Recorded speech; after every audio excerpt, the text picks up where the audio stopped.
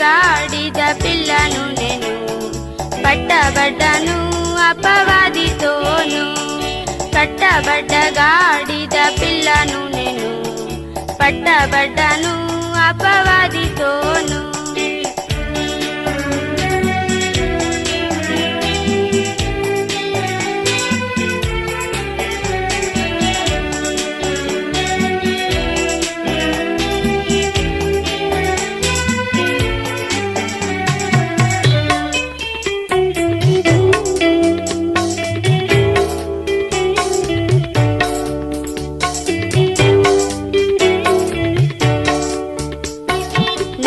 పైకి ఎక్కి నన్ను ధన్యుని చేశాడు